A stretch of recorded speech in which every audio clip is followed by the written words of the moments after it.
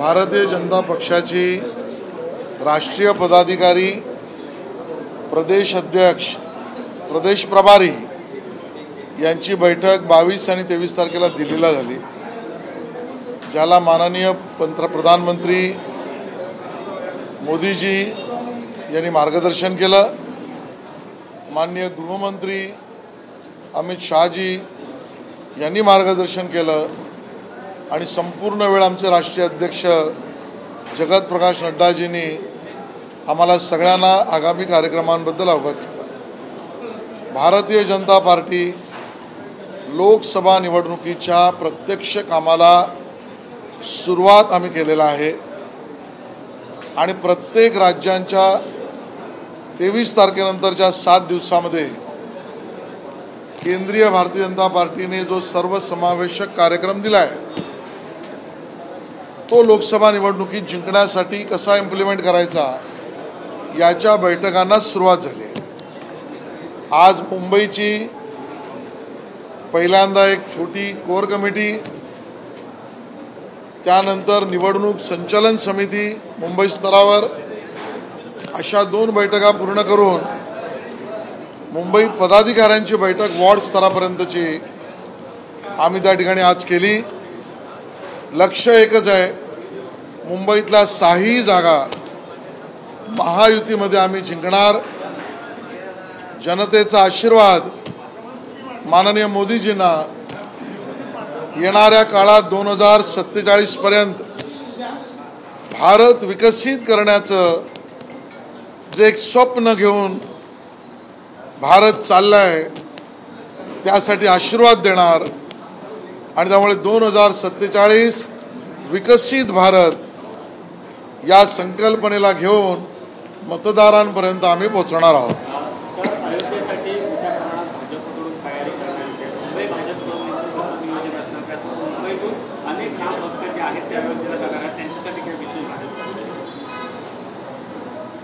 खरं तर प्रत्येक हिंदूचं स्वप्न पूर्ण होण्याचा दिवस 22 जानेवारी आहे। हजारो वर्षांचं युद्ध त्याला विराम देण्याचा दिवस आणि ते स्वप्न पूर्ण होण्याचा दिवस हा 22 जानेवारी आहे। साधू संतांची अपेक्षा पूर्तीचा दिवस 22 जानेवारी आहे। विश्व हिंदू परिषदेचे सर्व कार्यकर्ते स्वर्गीय अशोक सिंघल यांच्या मेहनतीचं फळ दिसणारा दिवस हा 22 जानेवारी आहे। संघ परिवाराने समाजाला जोडण्याचं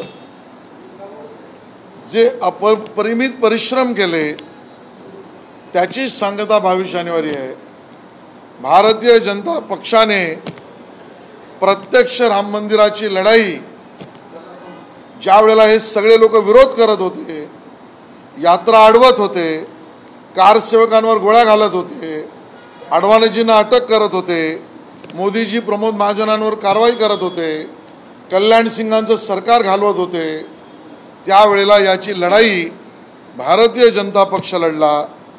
त्यामुळे तो आमच्या दृष्टीने दिवाळीचा दिवस आहे आणि म्हणून या दीपोत्सवामध्ये मुंबईतील प्रत्येक वॉर्डात 5000 घरात जाऊन हा सोहळा प्रत्यक्ष आपण बघू शकत नसलो तरी प्रत्येक वॉर्डातील काही प्रमुख मंदिरांमध्ये त्याबद्दल मिलन कार्यक्रम दाखवणं, उत्साह साजरा करणं, या कार्यक्रमाचं निमंत्रण प्रत्येक वॉर्डात 227 वॉर्डात भाजप आणि संघ परिवार हे घरोघरी जाऊन देणार आहे। नंबर 1। नंबर 2, प्रत्येक वॉर्डातील किमान 10,000 घरात हा उत्सव आहे हिंदुंचा, हा राष्ट्रभक्तीचा उत्सव आहे, म्हणून 10,000 घरांमध्ये दिवे लावणं, दीपोत्सव करणं याची योजना भारतीय जनता पार्टी राष्ट्र संघ परिवाराबरोबर करते। त्याच्या योजनेला आम्ही लागलेलो आहोत आणि 22 जानेवारी नंतर प्रत्यक्ष राम मंदिरात भगवान रामाचं दर्शन घ्यावं प्रत्येक भारतीय नागरिकाने, हिंदूंनी, म्हणून प्रत्येक विधानसभेतून एक विशेष ट्रेन घेऊन सामान्य नागरिकाला आम्ही दर्शनाला घेऊन जाणार आहोत। अशा विविध कार्यक्रमाची आमची तयारी आहे। मुंबईचे पालकमंत्री झाल्यानंतर आपल्याला विकास निधी मिळण्याचा आरोप आणि पत्र जे आहे ते भाजपच्या तिथल्या पदाधिकाऱ्यांनी आणि एकनाथ शिंदे गटातील पदाधिकाऱ्यांनी पत्र लिहिलेले. मला वाटतं असा विषय केला की याची मला माहिती नाही, पण सगळ्यांनी समोपचारानेच चालायला पाहिजे. अजित पवार जी असतील तर तेही निधी देतील, कार्यकर्त्यांनाही निधी मिळेल, समोपचाराने विषय सुटले पाहिजेत. संजय राऊत यांनी देवेंद्र फडणवीसांची डॉक्टरेट डिग्री मिळाली या संदर्भात टीका केली होती. तुम्ही देखील त्यांना ट्विटरच्या माध्यमातून उत्तर दिलं होतं. काय सांगाल तुम्ही संजय राऊत? मला असं वाटतं की ज्यांना कोणी डॉक्टरेट देऊ शकणार नाही, ज्यांना डॉक्टरेट द्यायचीच झाली तर ती सामान्य मराठी माणसाला बदनाम आणि अपमानित करणाऱ्या संजय राऊतांना मिळूच शकत नाही. त्यांनी डॉक्टरेट मिळालेल्या आणि स्वतः त्यासाठी प्रयत्न केलेल्या देवेंद्रजींवर बोलणं म्हणजे सूर्यावर थुंकण्यासारखं आहे, आणि त्यामुळे रोज सूर्यावर थुंकण्याचे अभिनव प्रयोग संजय राऊत यांनी करू नये. शरद पवार असे म्हणतात की राम मंदिराचे उद्घाटन हा कार्यक्रम भाजप जो आहे तिथे राजकारण करते की व्यवसाय करते हे मला माहिती नाही. शरद पवारांना अजून देशाच्या राजकारणातील सामान्य नागरिकाचं मत आणि मन जाणून घ्यायला वेळच लागेल की काय? अशा पद्धतीने ते का बोलतात हा माझा प्रश्न आहे. देशातल्या सामान्य नागरिकाचं मन आणि मत भगवान श्रीरामाचं मंदिर श्रद्धेने झालं पाहिजे याच्यासाठी आहे. त्याची लढाई संघ परिवार विश्व हिंदू परिषद लढलं आहे, आणि त्या सगळ्या श्रद्धेच्या सोहळ्यामध्ये सगळ्यांना सामावून घ्यायचं आहे हे भाजप करते आहे. यातना उपरती आणि पोटदुखी पवारसाहेबांच्या पक्षाला का होते हा आमचा प्रश्न आहे. त्यांनी असंही म्हटलंय की सध्या यंत्रणांचा वापर जो आहे तो मोठ्या प्रमाणात भाजप करते. जर सत्तांतर झालं तर आम्हालाही विचार करावा लागेल असे ते. पोकळ धमक्यांना आम्ही घाबरत नाही. तुमचं 2.5 वर्षाचं सरकार पवारसाहेब होतं त्यावेळेला यंत्रणांचा काय दुरुपयोग होता. सर्वोच्च न्यायालयाने सुद्धा जे निवाडे बंद केले होते त्या अनवनाईकचे निवाडे तुम्ही बाहेर काढलेत आणि पत्रकारांवर कारवाई केलेली आहे. तुम्ही यंत्रणांचा दुरुपयोग काय केलात याची असंख्य उदाहरणं आम्हाला देता येतील.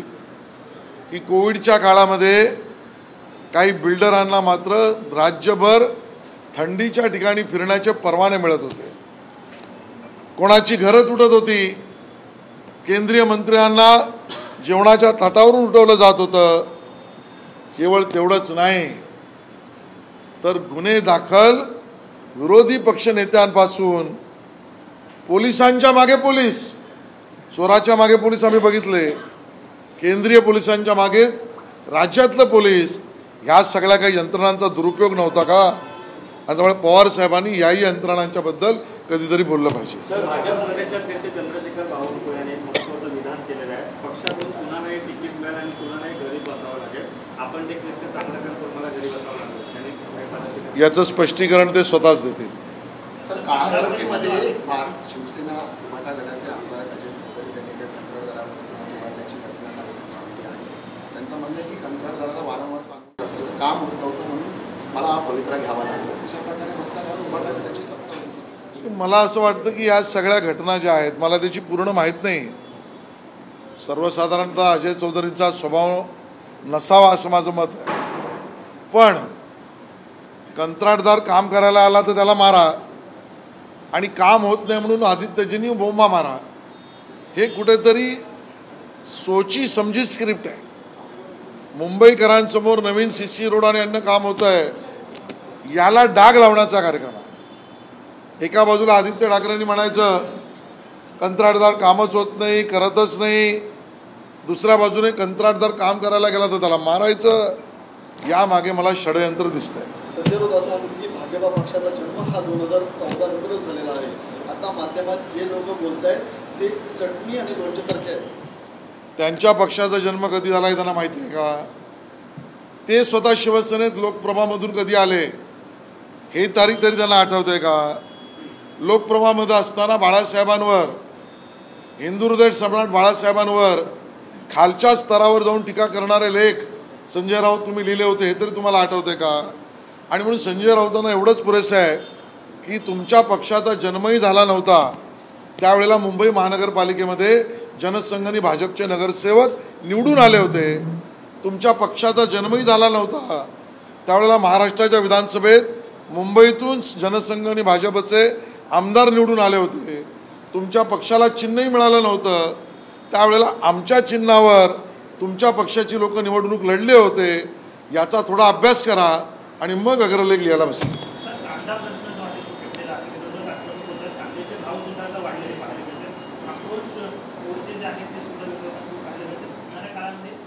मला असं वाटतं यावर देवेंद्रजींनी भूमिका स्पष्ट केली आहे. कांद्याचे भाव वाढले तर त्या ठिकाणी ग्राहकाला त्रास, कांद्याचे भाव कमी झाले त्यासाठी प्रयत्न केले तर तो शेतकऱ्यांना त्रास.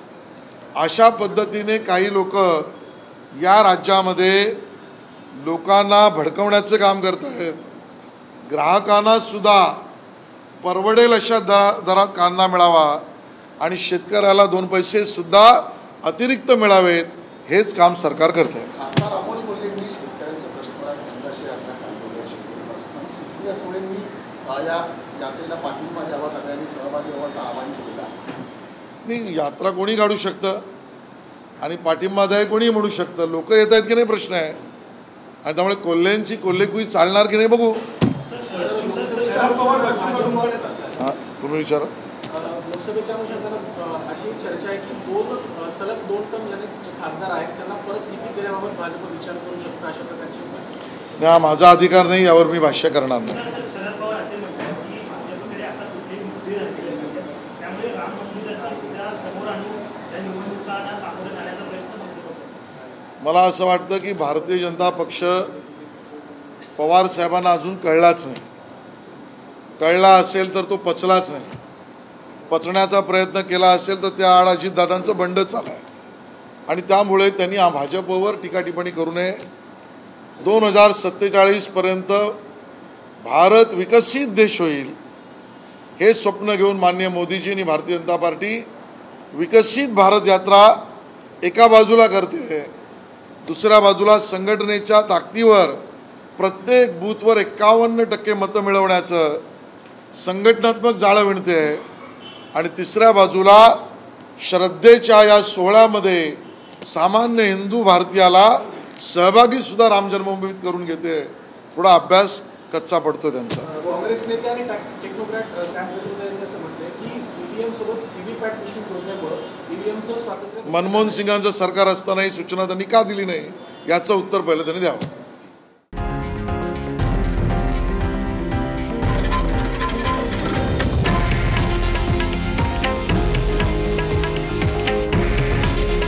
हे आहे देशातील नंबर 1 न्यूज नेटवर्क आणि आपण पाहत आहात TV9 मराठी. काळजी तुमची, हित महाराष्ट्राचं.